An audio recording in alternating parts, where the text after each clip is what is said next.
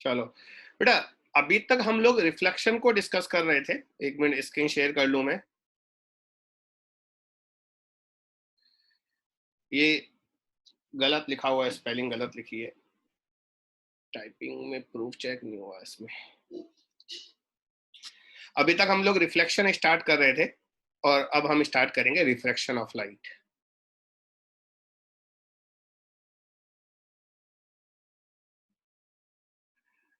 देखिए, लाइट जब तक किसी एक पर्टिकुलर मीडियम में ट्रेवल कर रही है तब तक वो रेक्टिलिनियर मोशन करेगी, एकदम स्ट्रेट लाइन में मूव करेगी।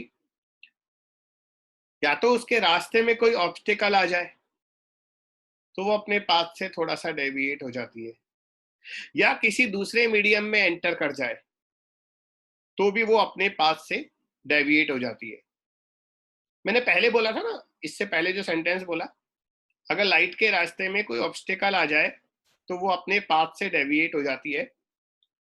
ये हम बाद में पढ़ेंगे, इसे बोलते हैं डिफ्रेक्शन। डिफ्रेक्शन हमारा वेव ऑप्टिक्स के अंदर आएगा, रे ऑप्टिक्स के बाद अगला टॉपिक वही है। हालांकि मैं रे ऑप्टिक्स के बाद इलेक्ट्रोस्टैटिक्स स्टार्ट करूंगा बेटा, क्योंकि वो ज्यादा इंपॉर्टेंट है। अगर लाइट के रास्ते में कोई ऑब्स्टिकल आ जाए लेकिन लाइट अपना मीडियम चेंज ना करे, है ना, तो वो अपने पाथ से डेविएट होती है, उसे हम डिफ्रेक्शन बोलते हैं। लेकिन अगर लाइट किसी दूसरे मीडियम में एंटर कर जाए, ट्रांसपेरेंट मीडियम में एंटर कर जाए, जैसे हवा से चलते चलती पानी के अंदर चली जाए, ग्लास के अंदर चली जाए, तो भी वो अपने पाथ से डेविएट हो जाती है, बेंड हो जाती है। इसे हम रिफ्रैक्शन कहते हैं। क्या बोलते हैं? रिफ्रैक्शन। अब यहां पर लिखा हुआ है ना, ये रेयरर मीडियम, ये डेंसर मीडियम, ये हमने पढ़ा हो तो है, 10th क्लास में पढ़ा होगा, लेकिन थोड़ा यहां पर डिटेल में जाना है। देखो, यहां पर हमने इसको रेयरर लिखा है, रेयर नहीं लिखा। इसे हमने डेंस मीडियम नहीं लिखा, डेंसर लिखा है। एक्चुअली ये रेयरर और डेंसर रिलेटिव होते हैं। यहां पर डेंसर और रेयरर का जो मीनिंग है वो वेलोसिटी ऑफ लाइट से है बेटा।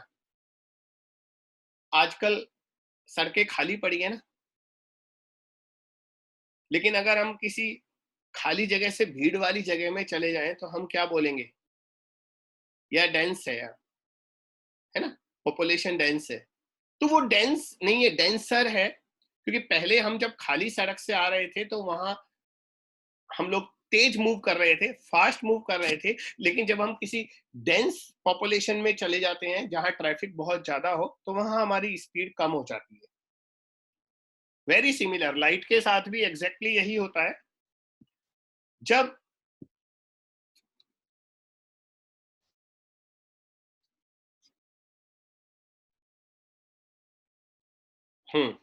एक मिनट।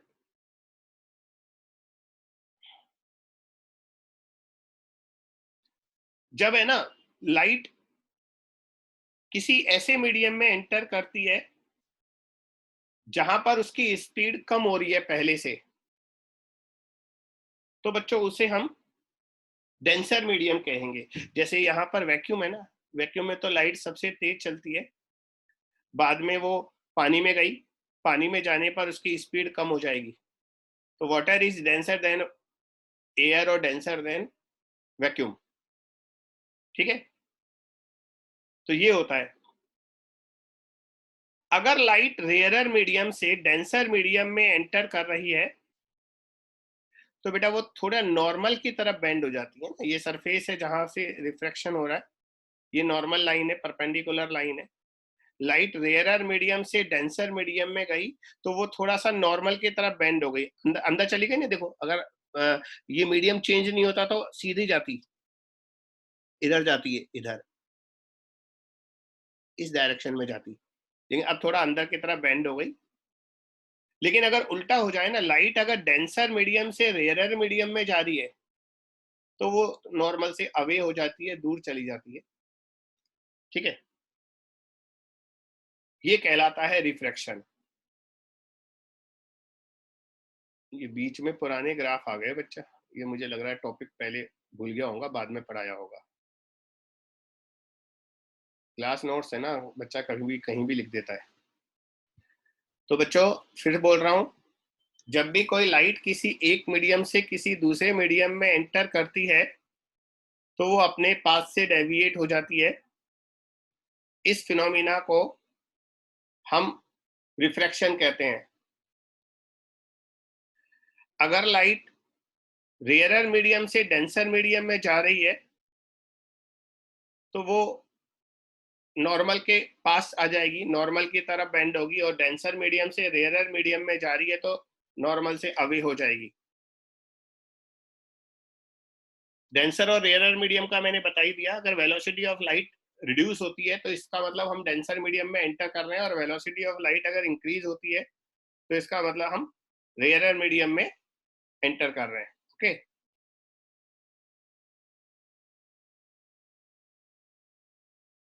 बच्चों पहले हम रिफ्रैक्टिव इंडेक्स के बारे में थोड़ा सा जान लें। ये बहुत ही इंपॉर्टेंट फिजिकल क्वांटिटी है रे ऑप्टिक्स के अंदर, और इसके बाद ही हम स्नेल्स लॉ को डिस्कस करेंगे। किसी भी मीडियम का रिफ्रैक्टिव इंडेक्स जो होता है हम उसे म्यू से लिखते हैं, म्यू। ये बताता है, किसी भी मीडियम का रिफ्रैक्टिव इंडेक्स ये बताता है कि उस मीडियम में वेलोसिटी ऑफ लाइट वैक्यूम के कंपैरिजन में कितनी होगी। किसी भी मीडियम का एब्सोल्यूट रिफ्रैक्टिव इंडेक्स, वैसे बेटा एब्सोल्यूट होता नहीं है, रिफ्रैक्टिव इंडेक्स हमेशा रेस्पेक्ट में ही होता है, रिलेटिव होता है, लेकिन हम वैक्यूम के रेस्पेक्ट में एब्सोल्यूट बोल सकते हैं। तो किसी भी मीडियम का एब्सोल्यूट रिफ्रैक्टिव इंडेक्स होता है velocity of light in vacuum divided by velocity of light in that medium. कौन सा मीडियम? जिसका रिफ्रैक्टिव इंडेक्स हम निकाल रहे हैं। तो म्यू होगा c by V, velocity of light in vacuum, velocity of light in that medium. भैया हम ये तो जानते ही है ना, जो c होता है वो मैक्सिमम होता है, velocity of light in vacuum सबसे ज्यादा होता है। किसी दूसरे मीडियम में एंटर करेंगे तो लाइट की वेलोसिटी कम हो जाएगी। इसका मतलब किसी भी मीडियम का रिफ्रैक्टिव इंडेक्स वैक्यूम के रेस्पेक्ट में हमेशा एक से ज्यादा होता है। बेटा वाटर का रिफ्रैक्टिव इंडेक्स है ना 1.5 3/2 होता है, ग्लास का रिफ्रैक्टिव इंडेक्स 4/3 होता है। पानी का रिफ्रैक्टिव इंडेक्स 3/2 है ना, इसका मतलब ये हुआ पानी के अंदर वेलोसिटी ऑफ लाइट जो है, देखो ना v क्या होगा, c बाई म्यू। तो velocity of light inside water, पानी के अंदर वेलोसिटी ऑफ लाइट जो होगा वो होगा c upon mu water. Mu water कितना होता है 3/2, तो velocity of light inside water 2/3c हो जाएगा। c कितना होता है 3 इंटू 10⁸ तो वेलोसिटी ऑफ लाइट पानी के अंदर 2 इंटू 10⁸ हो जाएगा मीटर पर सेकेंड के। पानी के अंदर वेलोसिटी ऑफ लाइट हो जाएगा 2 इंटू 10⁸। इसी तरह ग्लास के अंदर निकाल सकते हैं, velocity of light inside glass ये होगा c upon mu glass. Glass का म्यू कितना होता है बेटा 4/3, तो ये हो जाएगा 3/4c। निकाल लेना, 3/4 9/4 कितना आएगा 2.25 आएगा ना ये, तो ये हो जाएगा 2.25 इंटू 10⁸। बच्चों उल्टा बता दिया मैंने सब कुछ। ये ग्लास का रिफ्रैक्टिव इंडेक्स है और ये पानी का है। मैंने अभी सोचा पानी कैसे ज्यादा डेंसर हो गया। तो ये velocity of light inside glass है और ये velocity of light inside water है।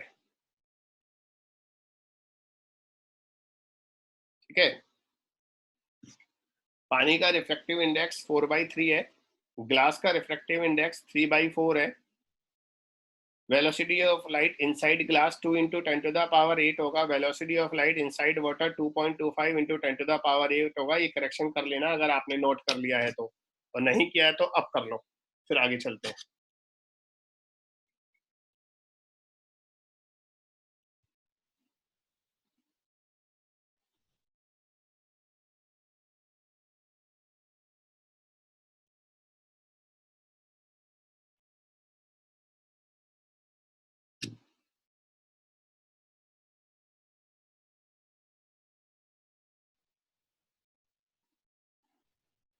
संदीप और राजनंदिनी नोट हो गया ये बेटा? Yes calculate sir. कर लेना। ग्लास के लिए 3/2 होता है, पानी के लिए 4/3 होता है। ठीक है, अब हम बात करते हैं रिलेटिव रिफ्रैक्टिव इंडेक्स की। रिलेटिव मतलब ये तो हमने जो बताया ना, एब्सोल्यूट रिफ्रैक्टिव इंडेक्स बताया। एब्सोल्यूट का मतलब मैंने कहा ना वैक्यूम के रेस्पेक्ट में या एयर के रेस्पेक्ट में भी बोल सकते हैं, क्योंकि एयर में वेलोसिटी ऑफ लाइट लगभग ऑलमोस्ट सेम होता है ना, ज्यादा चेंजेस नहीं आते। Velocity of light in vacuum, velocity of light in air में ज्यादा डिफरेंस नहीं होता। तो हम जब भी किसी मीडियम का रिफ्रैक्टिव इंडेक्स एयर के रेस्पेक्ट में लिखेंगे तो हम उसे एब्सोल्यूट बोल देते हैं। ओके,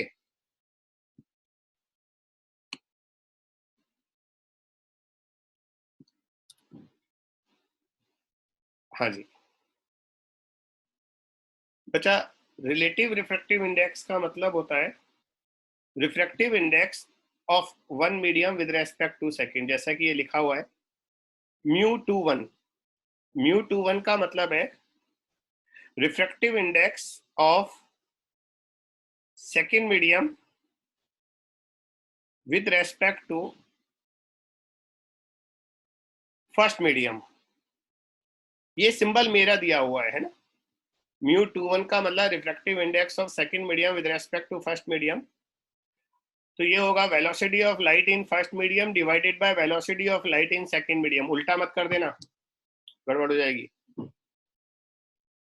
तो अगर हम म्यू निकालते हैं डेंसर मीडियम का रेयरर के रिस्पेक्ट में, तो ये आएगा velocity of light in rarer divided by velocity of light in denser. बच्चों रेयरर में ज्यादा होगी वेलोसिटी, इसलिए ग्रेटर देन 1 होगा। उल्टा कर लो, mu of rarer with respect to denser में आएगा mu velocity in denser divided by velocity in rarer, और डेंसर में कम होगी इसलिए लेस देन आएगा। तो अगर हम निकालें यहाँ पानी का refractive index of water with respect to glass, तो ये आएगा velocity of light in glass divided by velocity of light in water. ठीक है, velocity of light in glass हमने अभी अभी निकाला था, 2 × 10⁸ आया था, और पानी के अंदर आया था 2.25। 2.25 × 10⁸। तो कितना हो गया बेटा? 5/4 हो गया ना। 5/4, 4 to 8, 8/5 हो गया। और अगर उल्टा करते हैं ना हम, mu of glass with respect to water निकालते तो velocity of light in water divided by glass उल्टा हो जाता, तो ये 5/8 हो जाता। मैं फिर गलत लिख रहा हूँ, ये 8/9 आएगा। ये 9/4 था ना, 8/9, और ये 9/8। लिखने में दिक्कत आ रही है वास्तव में, थोड़ा और सोल्यूशन निकालना पड़ेगा।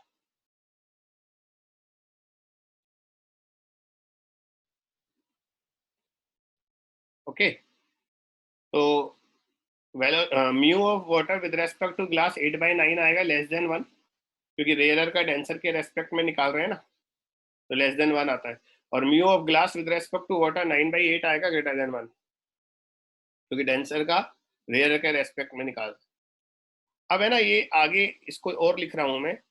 जैसे हम μ21 लिखना चाहते हैं, तो मैंने अभी ये लिखा ना, velocity of light in first medium divided by velocity of light in second medium. इसको मैं ऐसे भी तो लिख सकता हूं, देखो, c/v2 इंटू v1/c, ऐसे लिख सकते हैं ना। अब आप याद करो, c/v2 क्या होता था? μ2 होता था, और c/v1 μ1 होता था, तो μ1 नीचे आएगा ना। तो बच्चों ये रिलेशन भी अपने आप में इंपॉर्टेंट है। Refractive index of second medium with respect to first medium जो होगा, वो होगा refractive index of second medium with respect to refractive index of first medium. ये रिलेशन भी याद कर लें। μ21 जैसे अभी अभी अपन ने निकाला ना यहाँ पर, वो पानी का निकाल सकते हैं। वाटर का ग्लास के रेस्पेक्ट में निकालना है, तो यह आएगा mu water upon mu glass.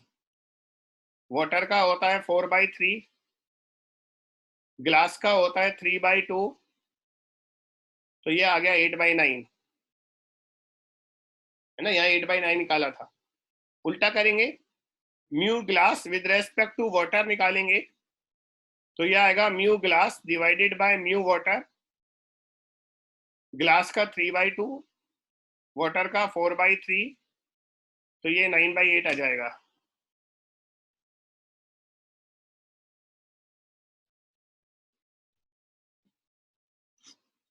तो बच्चों दो तरह से निकाल सकते हैं, या तो वेलोसिटी से चले जाओ या सीधा ये रिलेशन याद कर लो, है ना, इसे नोट करो फिर आगे चलते हैं।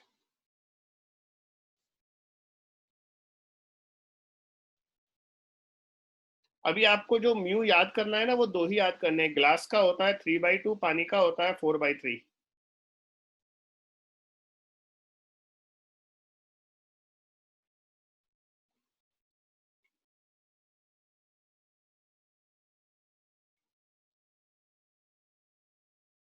क्लियर हो जाए तो बोल देना, और हाँ लिख लो तो बोल देना, लिखना बहुत जरूरी है बेटा, नोट्स बनाओ।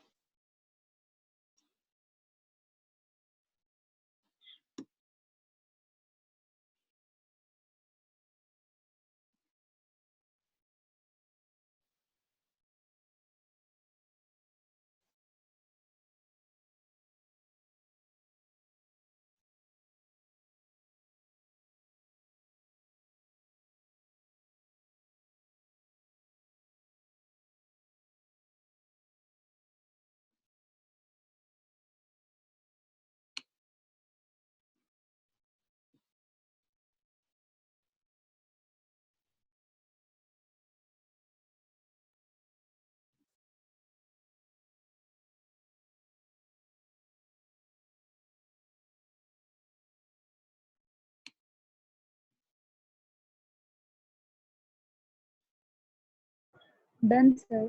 क्या बेटा, हो गया सर। मिटा दूं ना, क्योंकि कुछ कुछ समझाना है मुझे, तो इसको मिटाना।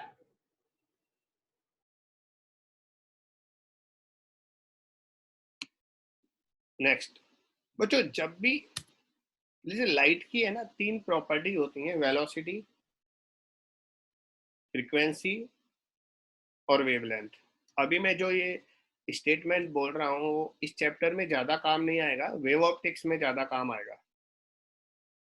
और इनमें आपस में एक रिलेशन होता है, v is equal to F lambda. Velocity of light होता है एफ लैम्बडा, एफ फ्रिक्वेंसी है, लैम्बडा वेवलेंथ है। बच्चों इनको डिटेल में डिस्कस करेंगे वेव के अंदर, अभी नहीं कर रहे। अभी मैं सिर्फ इतना बताना चाह रहा हूँ कि जो ये फ्रिक्वेंसी होती है ना, ये सोर्स प्रॉपर्टी होती है।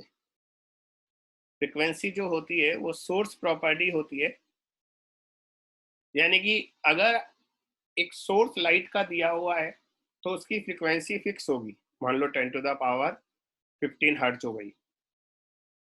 अब लाइट जब एक मीडियम से किसी दूसरे मीडियम में एंटर करेगी तो उसकी फ्रीक्वेंसी कभी चेंज नहीं होती, frequency is a source property. Wavelength और वेलोसिटी ये दोनों जो है ना, ये मीडियम पर डिपेंड करते हैं। जब हम किसी दूसरे डेंसर मीडियम में एंटर करेंगे तो वेलोसिटी ऑफ लाइट रिड्यूस हो जाएगा, साथ में वेवलेंथ भी रिड्यूस हो जाएगा, लेकिन फ्रीक्वेंसी सेम रहेगा। फिर से बोल रहा हूँ, वेलोसिटी ऑफ लाइट रिड्यूस हो जाएगा डेंसर मीडियम में जाने पर, तो वेवलेंथ भी रिड्यूस हो जाएगा, लेकिन एफ सेम रहेगा। बच्चों एक गलतफहमी हमें होती है, गलतफहमी क्या, मिसकंसेप्शन है। जैसे हम बोलते हैं ना कि किसी भी लाइट की जो वेवलेंथ है वो कलर पर डिपेंड करती है, गलत है वो। कलर वेवलेंथ पर डिपेंड नहीं करता, बल्कि कलर फ्रिक्वेंसी पर डिपेंड करता है। हर कलर का अपना एक फ्रिक्वेंसी होता है, इसलिए जब हम मीडियम चेंज करेंगे ना, लाइट जब किसी दूसरे मीडियम में जाएगी तो उसका वेवलेंथ चेंज हो जाएगा, लेकिन कलर चेंज नहीं होगा। रेड लाइट पानी में जाने के बाद भी रेड ही दिखाई देगी, उसका कलर चेंज नहीं होगा। वेवलेंथ कलर से रिलेट नहीं करता, फ्रिक्वेंसी करता है। ओके, तो डेंसर मीडियम में जाने पर वेवलेंथ और वेलोसिटी दोनों कम हो जाएंगे। सो वी कैन से, जैसे थोड़ी देर पहले अपन ने रिलेशन देखा था ना, refractive index of second medium with respect to first medium. ये था velocity in first medium divided by velocity in second medium. v1 को हम लिख सकते हैं f लैम्बडा 1,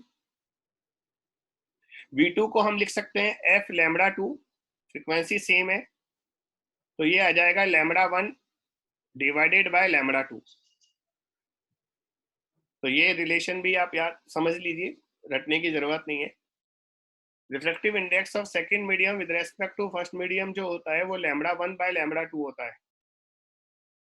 ये रिलेशन जो लिखा है ना, ये वही लिखा है मैंने, एब्सोल्यूट रिफ्लेक्टिव इंडेक्स नहीं लिखते थे अपन, उसी का ये म्यू है, मिसप्रिंटिंग है इसमें, ये म्यू है। तो reflective index of any medium होता है wavelength of light in vacuum divided by wavelength of light in that medium. ये बेटे रिलेशन यहाँ से आया। Reflective index of any medium क्या होता था, सी बाई वी। सी क्या होगा, एफ लैम्बडा वैक्यूम, वी क्या होगा, F lambda medium, F cancel हो गया, तो ये आ गया lambda vacuum divided by lambda medium. This is reflective index of any medium.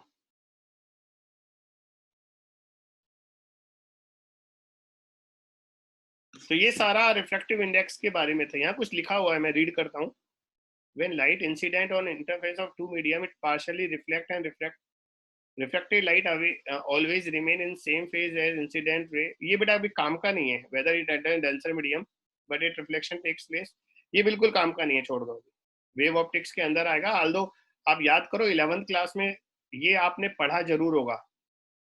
11th में वेव मोशन में पढ़ते थे, जब भी रिफ्लेक्शन किसी डेंसर मीडियम से होता है तो जो रिफ्लेक्टेड लाइट होती है उसका फेज चेंज हो जाता है, लेकिन जब रिफ्लेक्शन रेयर मीडियम से होता है तो फेज चेंज नहीं होता। ये वही वाली बात है, लेकिन वेव ऑप्टिक्स के काम की चीज है, अभी अपने काम की नहीं है। तो अब आगे चलते हैं स्नेल्स लॉ। एक बार मुझे बता दीजिए, वेवलेंथ वाली बात समझ में आएगी ना? यस सर, आ गई। राजनंदिनी बस आप ही को आती है, संदीप को और सिद्धांत को नहीं आती क्या? सर वो लोग नहीं बोलते हैं, हम क्या करें। चलो कोई बात नहीं, अंगूठा तो दिखा ही सकते हैं। थंब संदीप ने तो दिखा दिया, सिद्धांत का अंगूठा कहाँ है भाई?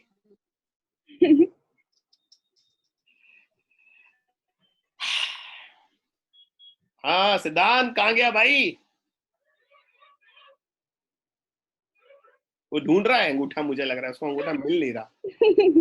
Yes sir. ओके बेटा, कोई नहीं, चलो एंजॉय करो। स्नेल्स लॉ बेटा हम बचपन में पढ़ रहे हैं, 10th क्लास में होता है ना? Yes sir. वही है, बस थोड़ा सा है ना, उसको लिखने का तरीका चेंज करूंगा मैं। ये एक लाइट है,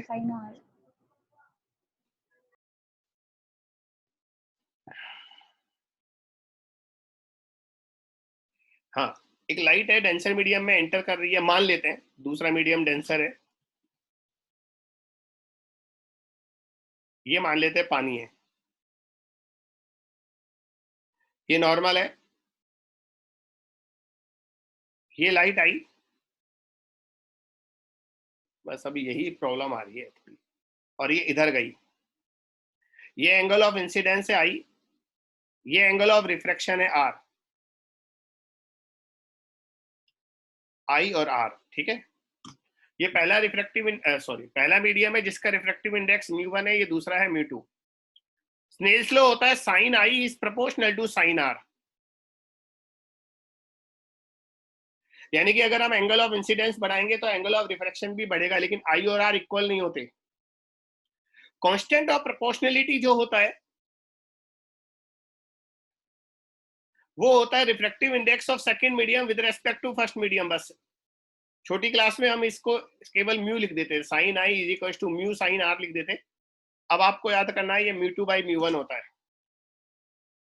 ये देखो लिखा हुआ है, इसलिए इसी को समझा देता हूँ, जहाँ गलत लिखा होगा वहां करेक्शन कर दूंगा। Sine I is equal to mu sine R, लेकिन यह म्यू रिलेटिव होता है। μ21 क्या था, अभी ऊपर पढ़ा था, μ2 अपॉन μ1 क्रॉस मल्टीप्लाई कर दो, तो ये आ गया μ1 sine I is equal to μ2 sine are.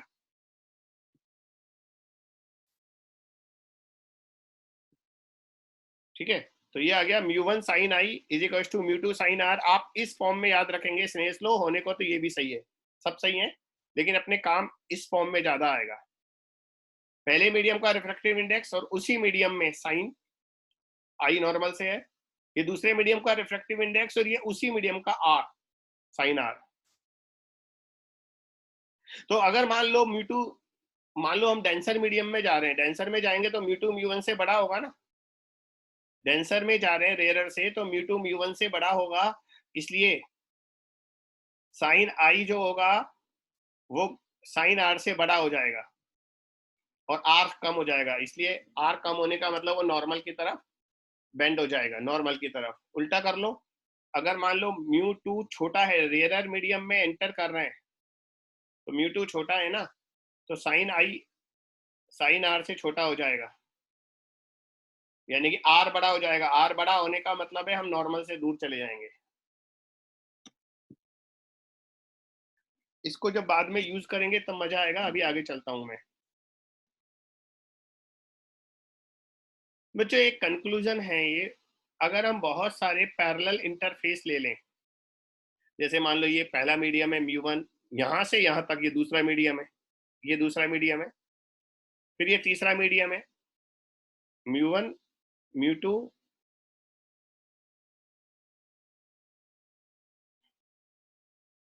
और भैया जी विद्यानंद बाबू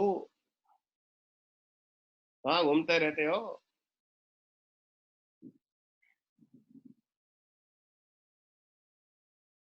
इसे याद आ गई।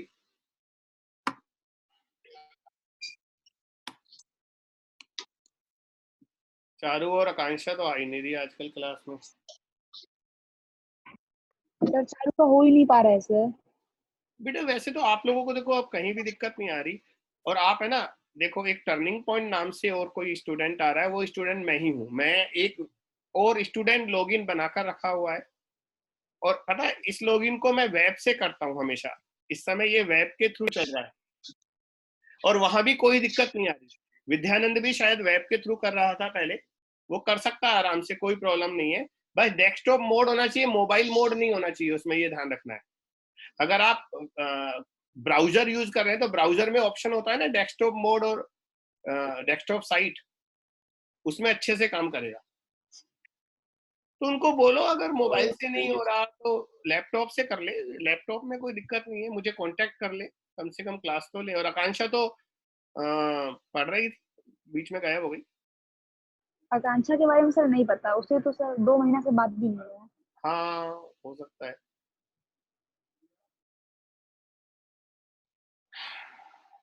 चलो वापस से टॉपिक पर आते हैं।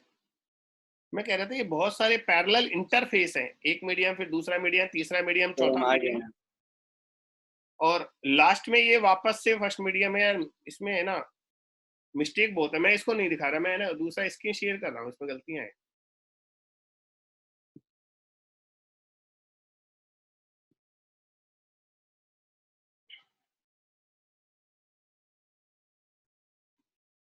इसमें देखो बच्चों हमारे पास ये बहुत सारे पैरेलल इंटरफेस है, 1 2 3 4, ये फर्स्ट मीडियम है, यहां से यहां तक ये सेकंड मीडियम है, ये थर्ड मीडियम है, ये फोर्थ मीडियम है, और ये वापस फर्स्ट मीडियम आ गया।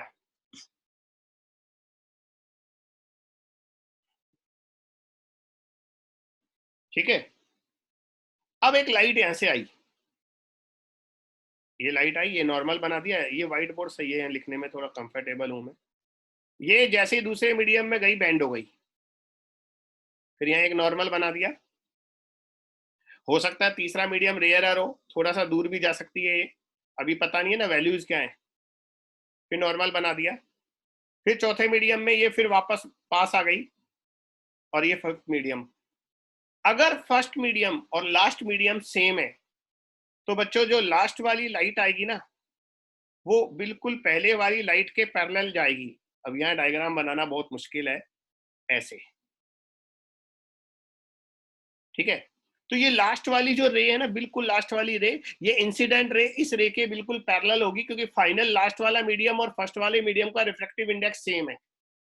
इसको हम प्रूव कर सकते हैं, वहां पर लिखा हुआ था, आपने थोड़ा बहुत देखा भी होगा, आप ट्राई करो इसको कैसे करोगे। ये मीडियम है 1 2 3 4 और लास्ट वाला मीडियम फिर 1 आ गया, तो अगर लास्ट मीडियम और फर्स्ट मीडियम सेम है तो फाइनल रे और इंसिडेंट रे पैरेलल हो जाएंगी।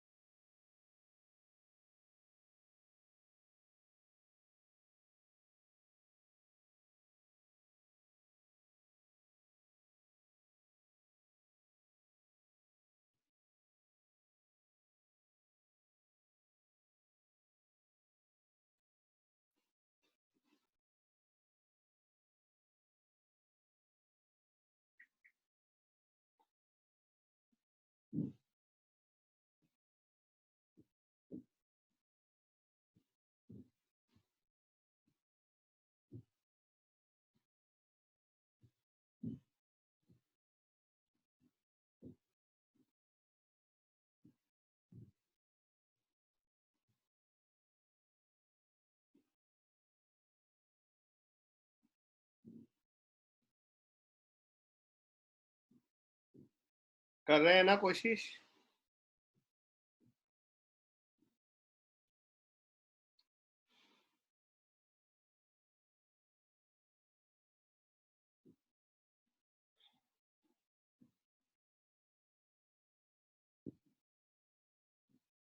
देखो मैं एक्सप्लेन करता हूँ बच्चों। हम इस एंगल को कोई भी मान लेते हैं, जैसे सपोज ये थीटा एंगल हो गया और ये एंगल अल्फा हो गया नीचे वाला, है ना, नॉर्मल के साथ।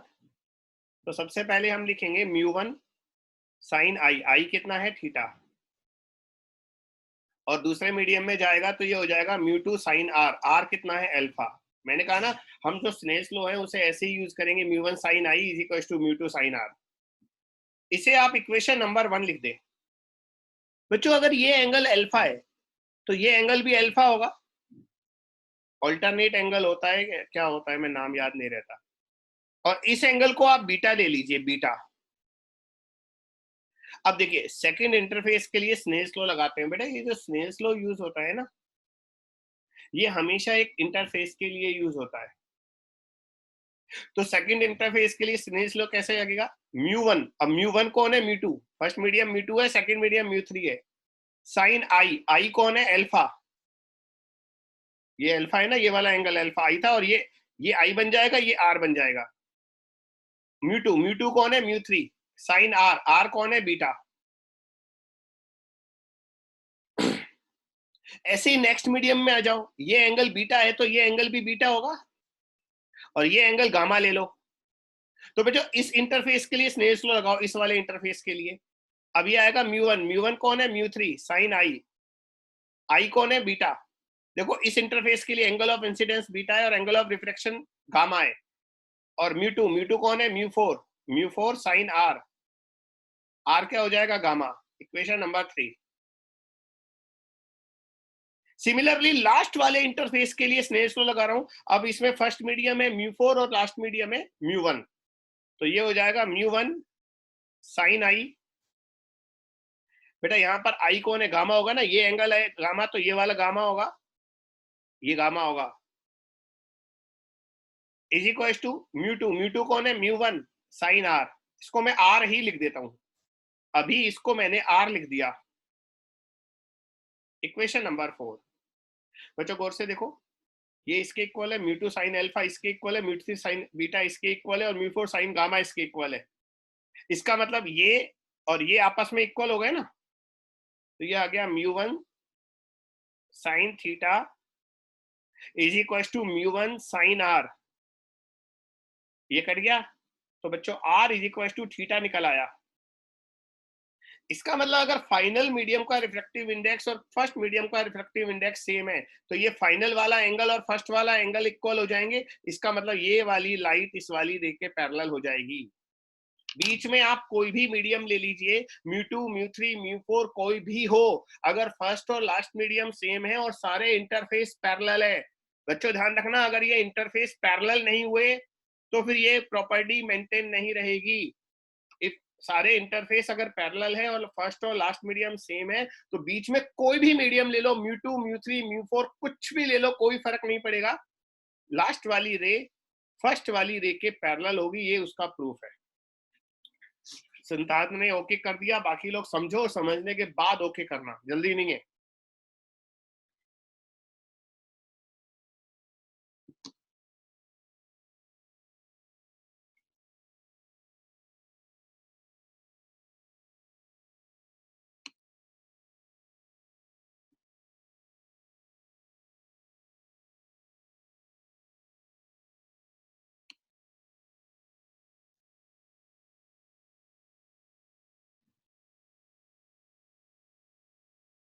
Okay Rajnandini.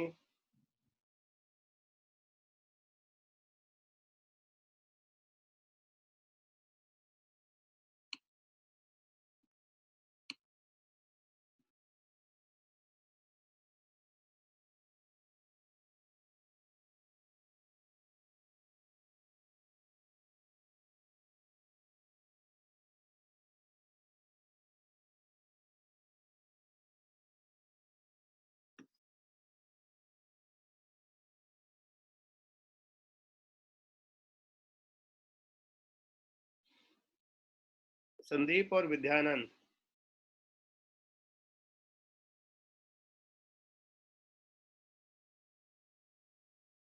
Yes sir. Vidya, ji. आवाज नहीं आई, आगे बढ़ जाए बच्चा। हाँ sir. Yes sir, yes sir, next floor. चलिए एक बहुत शानदार टॉपिक लेता हूं अब। बच्चों, आपने देखा होगा